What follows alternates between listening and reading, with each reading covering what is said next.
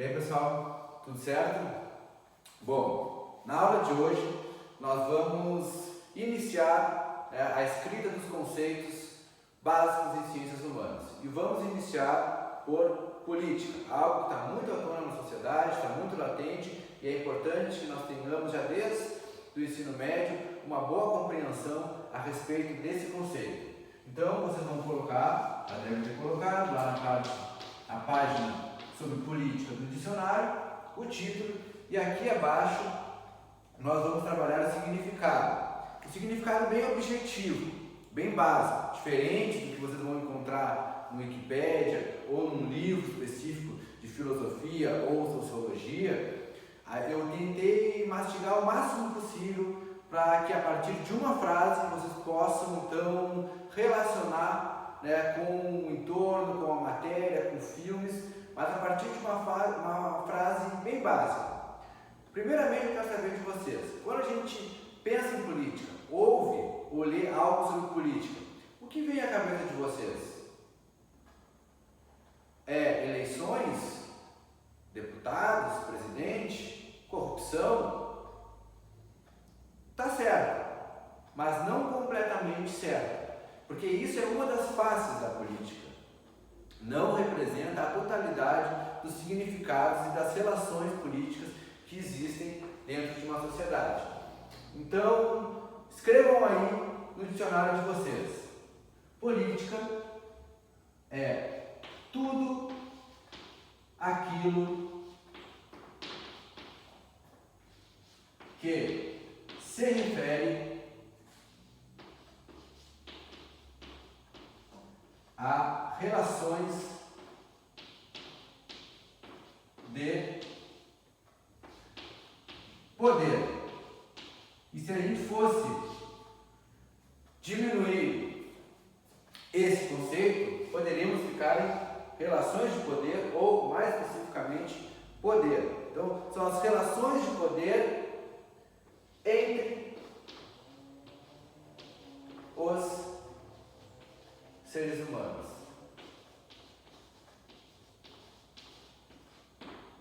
Tudo aquilo que se refere às relações de poder entre os seres humanos. E aí vamos a alguns exemplos. Antes disso, um tempinho para vocês pensarem. A partir dessa frase, tudo aquilo que se refere às relações de poder entre os seres humanos. Quais exemplos que vocês colocariam aqui nesse conceito? Pensaram? Querem dar um pause e escrever para ver se vai bater com aquilo que a gente vai trabalhar? Pode ser. Certo? Então, voltamos. Exemplos de política. A gente pode trabalhar a política de duas formas. Existem espaços políticos, ou seja, relações de poder que existem e dizem respeito a certos ambientes, a certos espaços. Também existem relações sociais de poder, ou seja, são relações de poder que extrapolam um espaço específico e se dão entre grupos humanos ou entre seres humanos, não necessariamente dentro de um ambiente ou de um espaço específico. Então, as duas formas de pensarmos a política: em espaços específicos, onde acontecem relações de poder pertinentes àquele espaço, e relações mais gerais entre seres humanos e grupos de seres humanos. Vamos começar com exemplos de espaços políticos. Qual é o primeiro local no qual nos vemos em relações de poder, inseridos em relações de poder? Pensem aí. Pensou casa? É isso mesmo. Nossa casa é o primeiro local no qual nós nos inserimos em relações de poder. Tem regras, tem punições, tem quem manda e tem quem obedece. Isso são as relações de poder dentro de uma casa. Essa é a política doméstica. É a política que existe dentro da nossa casa. Se vocês forem fazer uma comparação com aquilo que nós estamos acostumados a relacionar a política, não muda muito. Se a gente for pensar na sociedade como um todo, a nossa casa é um microcosmos. O que tem na sociedade em casa? Tem quem manda, tem quem obedece, tem regras, tem punições. A casa pode ser mais democrática, com direito a diálogo e votação em relação a decisões. A casa pode ser mais autoritária, como fosse uma ditadura, com uma imposição violenta sobre as decisões que vão ser tomadas. Ou seja, a casa é um microcosmos político da sociedade. Depois da casa, qual é o segundo espaço no qual nós nos inserimos em relações de poder? Pensa em mim. Pensou escola? Bateu na trave. O segundo espaço é a rua. Na rua, também nós nos inserimos em relações de poder. Sejam entre uma turma e outra, querendo dizer que manda naquele território, uma muito básica é os bairros. Eu mesmo, quando era mais novo, eu especificamente não, mas eu acompanhava muito isso, né? A gurizada de um bairro não gostava que pessoas de outro bairro aparecessem ali, né? Às vezes isso dava confusão, isso dava briga. Às vezes na escola também tem as panelinhas, os grupos. Na vizinhança, muitas regiões são conflagradas pelo tráfico, existem quadrilhas que mandam em determinados territórios. Então, as relações de poder na rua, a gente começa a acompanhar desde o momento que sai de casa e começa a frequentar o nosso bairro, a nossa cidade, e tudo aquilo que diz respeito à rua. Depois da rua, aí sim, nós vamos ter a escola, seja a creche, o ensino básico ou a faculdade, é a mesma coisa. Tem hierarquias de poder, tem regras, tem punições, tem espaços de decisão, espaços de diálogo, um pouco mais amplo que a nossa casa. Mas como vocês podem observar, aqui nós temos espaços políticos. Aquilo que acontece na nossa casa, as relações de poder que acontecem na nossa casa, são muito específicas para ali. Uma ordem emitida pela nossa mãe ou pelo nosso pai dentro de casa, muitas vezes não vale se a gente estiver na casa de um amigo, certo? Então, isso são os espaços políticos. A casa, a rua, a escola. Depois nós temos onde nós vamos trabalhar. Então, botar no mercado de trabalho.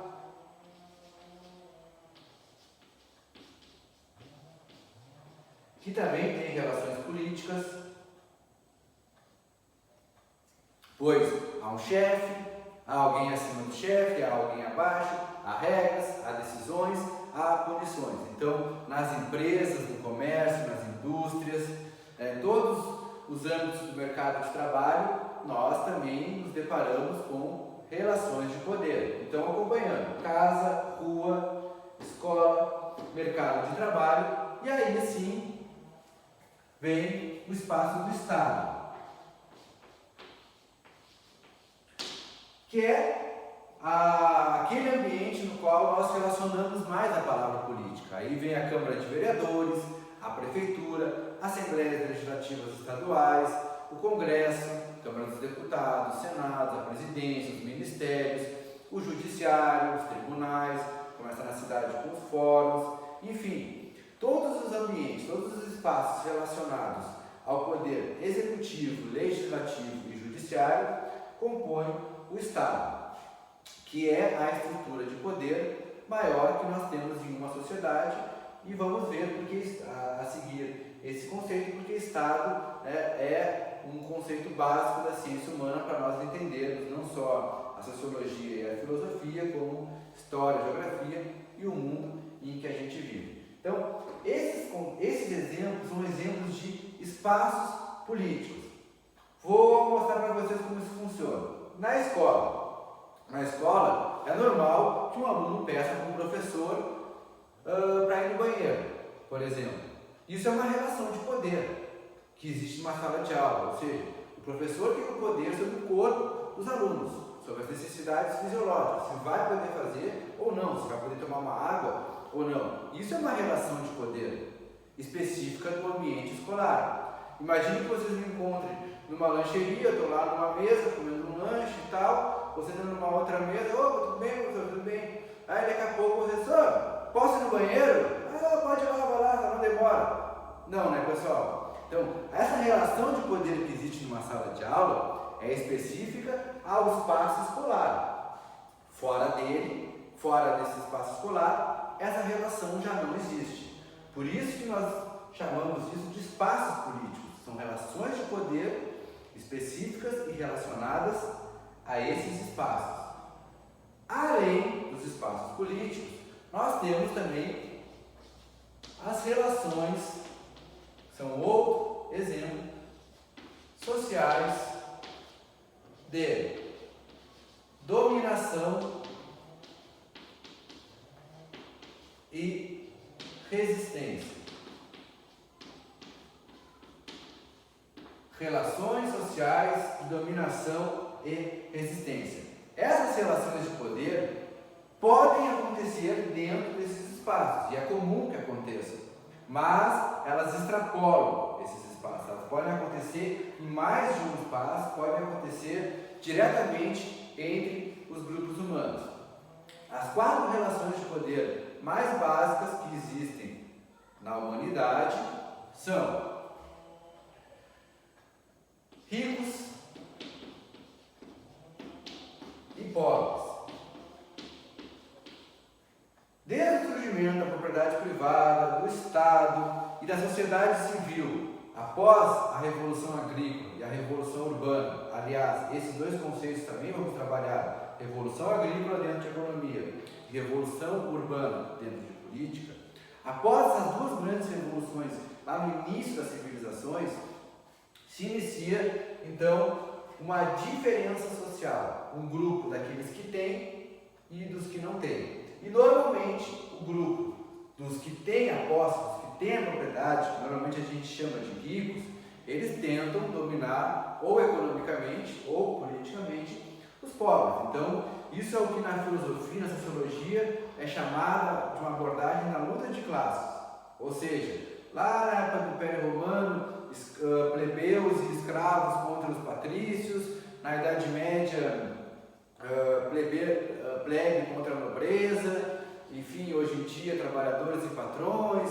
Então, durante toda a história da sociedade, das civilizações, aí separando as sociedades tribais, que têm uma característica mais igualitária entre os seus membros, seus indivíduos, inclusive as sociedades menores, daquelas sociedades maiores, frutos da civilização, da formação de estados, reinos e os estados nacionais, nós temos uma relação de poder entre ricos e pobres que é histórica. Além dela, então, ou mais antiga, aliás, mais antiga, nós temos homem e mulher. Historicamente, é uma relação social de gênero, uma relação política de gênero. O homem tenta submeter a mulher, seja através da força, ou através da lei, ou mesmo da religião. Ou seja, o homem, normalmente nas sociedades ditas civilizadas, sociedades civis não tribais, sociedades que a gente chama de estatais, usou as leis, a religião ou mesmo a força para submeter a mulher.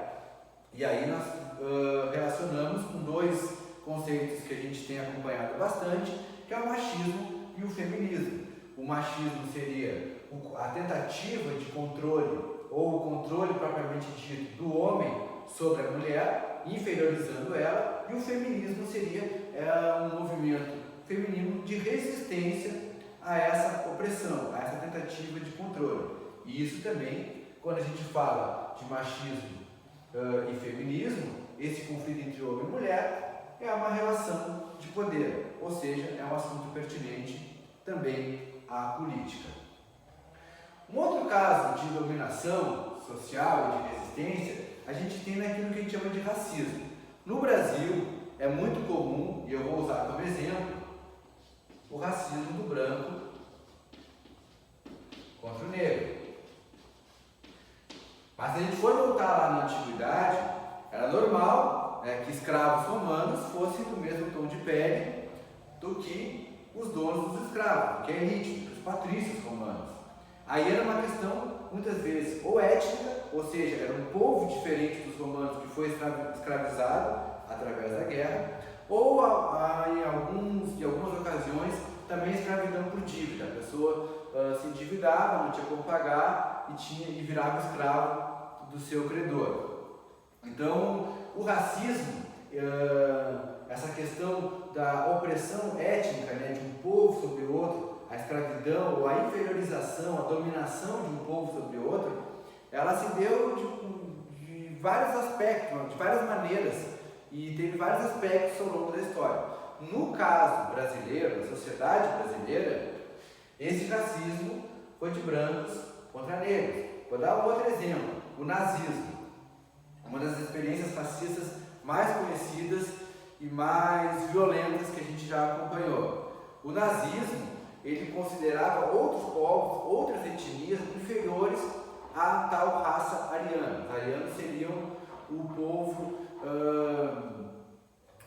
um povo superior, inclusive inferiorizado não só etnias de outras tonalidades de pele, como negros, mas também inferiorizava etnias brancas, como os eslavos, né? O povo russo também era considerado inferior. Então, seja o negro, o eslavo, né? O russo, que também é branco, como os alemães, ou seja, ciganos, comunistas e gays, essa é a relação de poder. Grupos são submetidos, são inferiorizados por algum outro grupo. No caso brasileiro, essa relação de poder, essa relação política, que nós chamamos de racismo, se deu entre brancos e negros. Né? Uma elite branca, durante 300 anos, escravizou a população africana, trazendo para cá. Muitos acabaram nascendo aqui, são os afro-brasileiros, como a gente chama, brasileiros descendentes de africanos, e essa relação ela existe até hoje. A escravidão acabou, mas a opressão do branco sobre o negro ainda não. E não é só a piadinha racista no qual a gente observa o racismo, não é aquela piada, não é aquela brincadeira. Isso é grave, mas ainda é só a pontinha do iceberg, a parte menor. A gente vê o racismo da sociedade brasileira quando vai analisar, por exemplo, índices econômicos. A população que mais sofre com desemprego, a população com menor renda,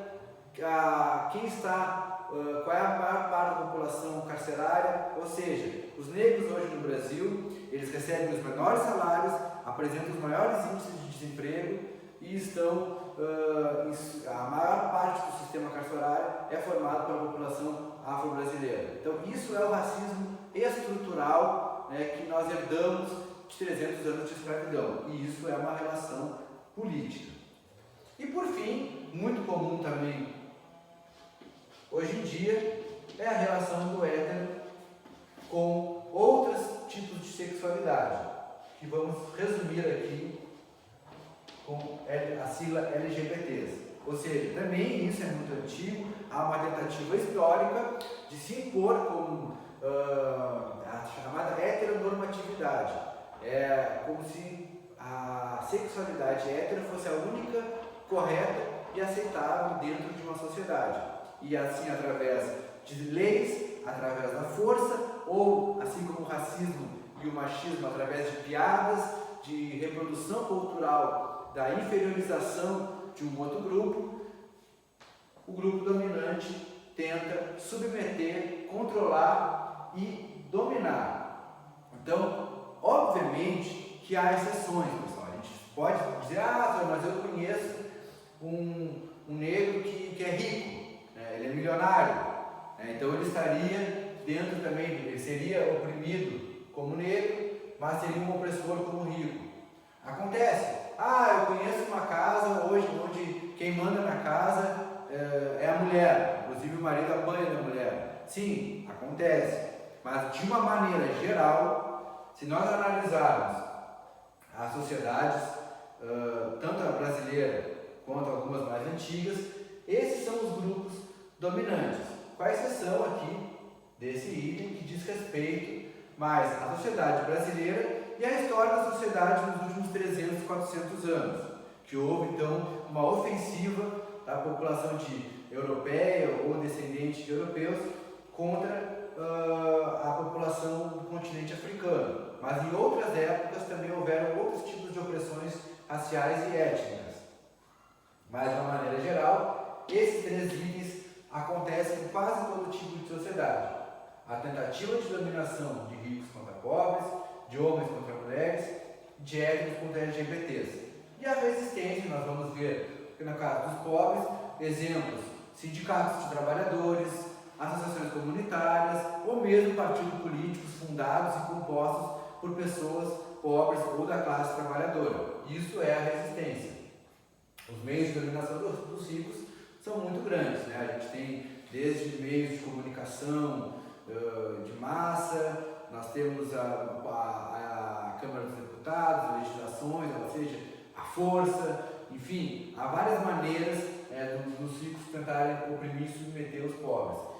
Na questão brasileira, né, a gente teve um Estado estruturalmente racista e normalmente temos movimentos como dentro do movimento negro, escolas de samba, ou movimentos culturais religiosos, ou mesmo movimentos negros organizados em sociedades, em associações, para tentar resistir, né, a essa dominação e aos efeitos nocivos dessa dominação. Assim como também existem movimentos sociais LGBTs que lutam e defendem a pauta da igualdade quanto às diversas orientações sexuais que podem existir numa sociedade. Certo, pessoal? Então, resumidamente, né, foi um pouco longa a aula, mas se a gente for analisar todas as relações de poder que existem numa sociedade, eu tentei ser o mais objetivo possível. Então, vocês coloquem o conceito de política e depois, como exemplos, comecem com os espaços políticos e depois podem, logo em seguida, colocar os tipos de relações de dominação e resistência que existem dentro de uma sociedade. Tudo isso diz respeito ao assunto político. Então não é só Estado, eleições, presidente, corrupção. As relações de poder já começam em casa, rua, escola, mercado de trabalho, e elas podem também ser relações entre grupos diferentes de seres humanos com características diferentes, e a gente vai poder observar ao longo da história vários tipos de tentativa de dominação de um grupo sobre outro e da consequente resistência também do grupo oprimido. Isso é política, certo? Dúvidas, mandem nos comentários ou pelos meios disponíveis entre nós, certo? Até a próxima aula.